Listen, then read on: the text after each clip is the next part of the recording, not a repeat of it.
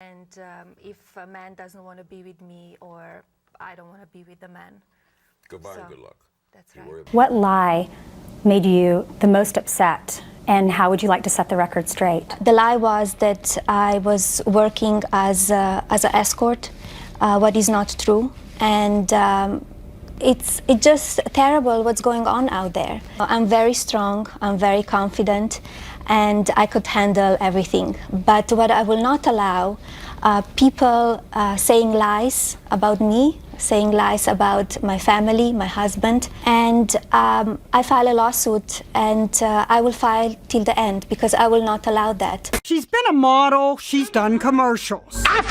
She may seem like an odd duck for a first lady, but Melania Trump is just like us. At least on first glance at her Facebook, where she posts videos of beautiful beaches. And that great Aerosmith concert she attended, as well as the fun night with my two boys, Donald J. Trump and their son Barron. The Donald is driving, his son riding shotgun. Unlike her husband, Melania's not addicted to Twitter, but some of her older tweeted photos are fun. Melania as Batwoman for Halloween, wearing a catsuit, teasing her husband, "Honey, see you soon." And there's this oldie but goodie, the Clintons at the Trumps' wedding. Okay, maybe she's not just like us. Hi fans, it's Melania Trump. Not everyone has fans. Hi fans, I'm going to Metropolitan Gala and not everyone goes to galas in designer gowns. Christian Siriano did for me, and I thank you, Christian. It's a beautiful job, fantastic job. You can't say Melania hasn't had plenty of training for all those state dinners she and President Trump will be hosting. Where was Melania? She was absent from the first big black tie event of the pre-inauguration hoopla. The president-elect was there. I think we're going to have record crowds coming. So was top aide Kellyanne Conway, looking glamorous in a one-shoulder winter white dress with a fur stole. Veep-to-be Mike Pence danced with his wife Karen. But no Melania. She stayed behind here at Trump Tower in New York. Melania is expected to fly down to D.C. on Thursday with her husband and the rest of the Trumps. She'll stay through the weekend and then will reportedly return here to Trump Tower on Sunday night in time for the start of her 10-year-old son Barron's school week. White House historian Kate Anderson Brower. She's put her foot down and said she's not going to move to Washington immediately because of their son. But I do think that eventually she'll feel the pressure to move to Washington, to live in the White House, because it's what the American people expect of a First Lady. A writer for USA Today is catching some heat for an article titled, "To Be or Not to Be a First Lady." According to Melinda Henneberger, there are lots of ways to do the job.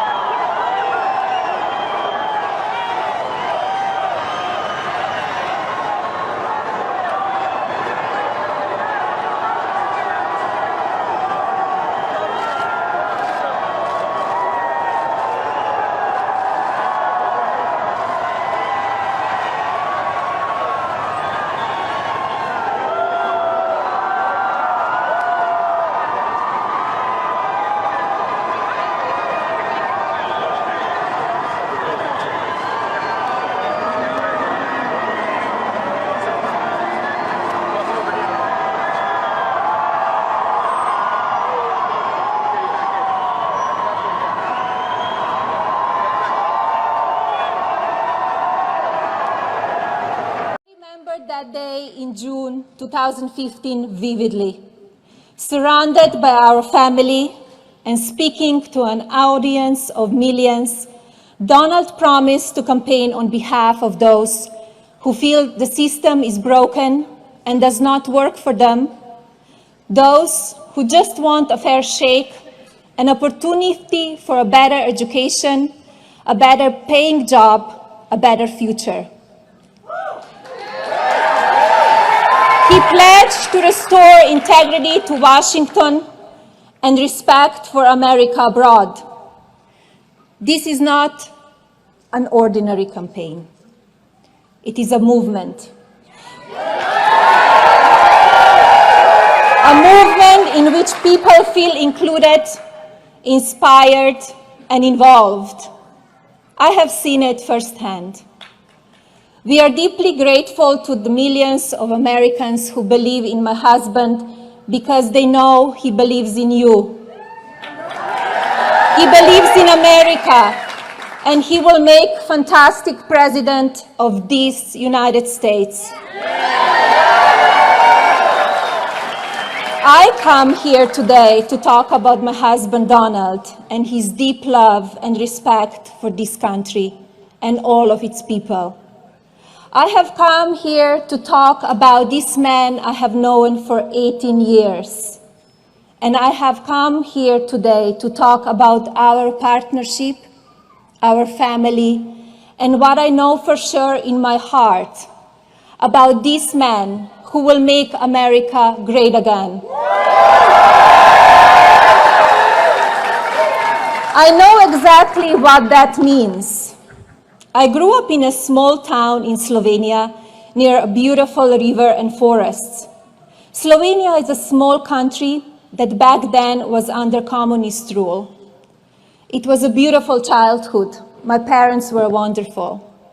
Of course, we always knew about the incredible place called America. America was the word for freedom and opportunity. America meant if you could dream it, you could become it. When I was 10 years old, we learned that a man named Ronald Reagan was elected President of the United States of America. We heard of what he was saying and doing. President Reagan's morning in America was not just something in the United States. It began to feel like morning around the world, even in my small country. It was a true inspiration to me. Later, I lived in Milan and Paris, working hard as a fashion model. I worked with people from all over the world. Fashion is a business of glamour, but it is also hard work. There are ups and downs, high highs, and ridicule and rejection too.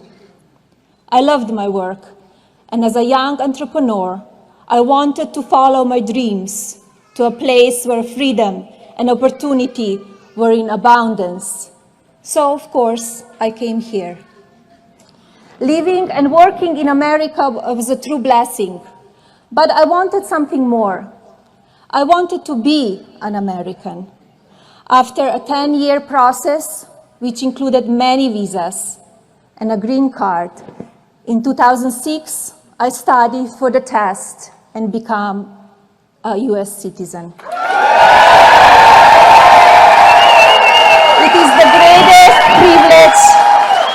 It is the greatest privilege in the world.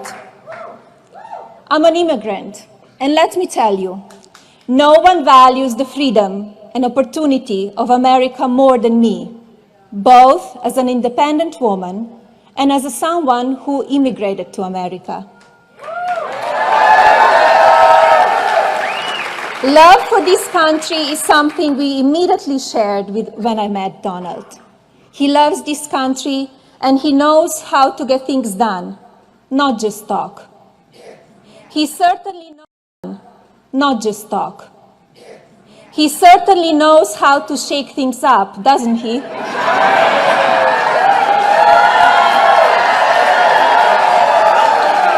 He knows how to make a real change, Make America Great Again is not just some slogan. It is what has been in his heart since the day I met him. Over the years of our marriage, I have watched my husband grow more and more concerned as he sees American workers suffer. I have watched him get frustrated as he sees parents struggle to care for children while working outside the home. I have watched him as he sees over and over again policies that make our country less strong, less secure, and less safe.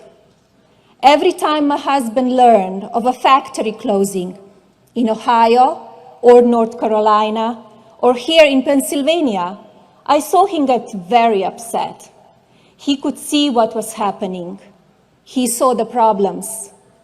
And he always talked about how he could fix them. My family is truly blessed. The most important thing we have in our family is health and love and loyalty.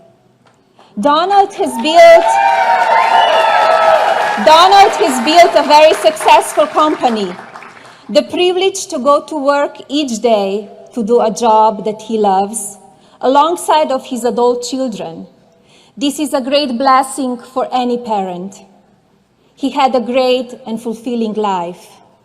But Donald knew he could not sit by anymore and watch what was happening in our country.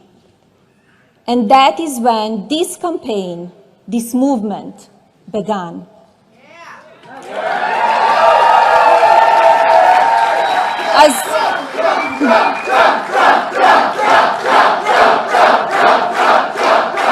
As Donald travels the country, he has asked some simple but very important questions. What kind of country do we want? Do we want a country that is safe with secure borders? Yes. Do we want a country where every American gets a fair shot? Yes. Do we want a country that honors our Constitution? Yes. Do we want a country that honors life, liberty, and the pursuit of happiness? Yes. Do we want a country that respects women and provides them with equal opportunity? Yes. Do we want a country where every child has access to a good education? Yes. Do we want children to be safe and secure and dream big dreams? Yes. Do we want a president who is beholden to no one but you, the American people? Yes. Do we want a president who is a fighter for us and will never give up? Yes. Then we want Donald Trump to be our president.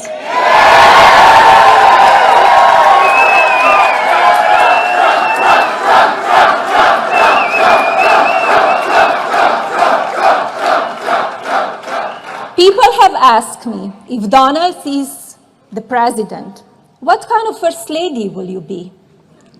It will be my honor and privilege to serve this country.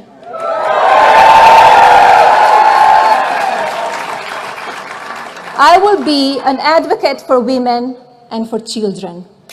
Let me tell you a little bit more about what that means to me. I'm a full-time mother to our son, Barron, an incredible boy. As his father travels around the country, running for president, I'm with our son. We talk a little bit about politics and a lot about life, homework, and sports. Barron has many privileges and advantages. We know how fortunate we are. Still, I have the same conversations with my son that many of you